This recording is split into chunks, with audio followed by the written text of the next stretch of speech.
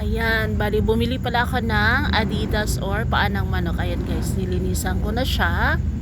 Bali gagawin ko is ipe-pressure cooker ko yan. O, naglagay na ako ng pampalasa, paprika, paminta, ginisa at kung ano-ano pa. Pati kalamansi guys, naglagay din po ako.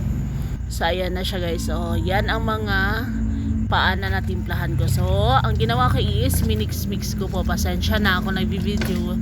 Yan, wala akong kasama kaya ganyan.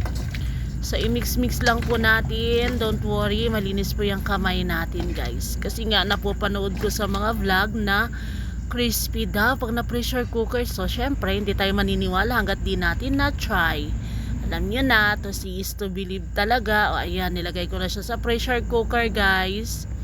So ngayon, ayan, pakukulaan natin siya ng 1 hour. So hindi ko matansya, 1 hour ang gusto ko. Para to sure talaga na makain hanggang buto. So ayan na siya, umiikot na. So ito ang final na luto natin. Ayan na siya, hinatin ko yan pero ipa-fry natin yung kalahati. So ayan na siya guys. Ayan, nagsimula na ako magprito. Ayan, na-excited na po tayo. So, tingnan nyo, golden brown na po yung kabilang side. So, ayan na ang pinakahihintay natin, ang tikiman time. So, patry natin sa asawa ko kung gaano siya ka-crispy. Makain yung buto. Ah!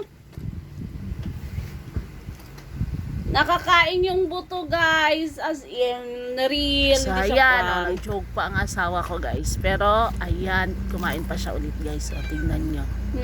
So that's true talaga. So pinatikman ko rin ang aking anak. Ayan na siya guys.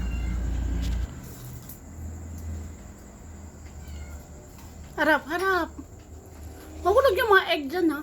Kamusta? So syempre hindi rin tayo pahuhuli, titikin din tayo. Ayan na. Pa natin to guys, yung aking nilutong manok na na-pressure cooker ko.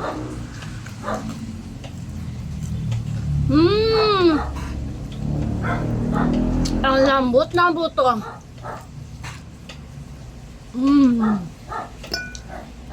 Buto. Ayan, thank you for watching guys. Bye!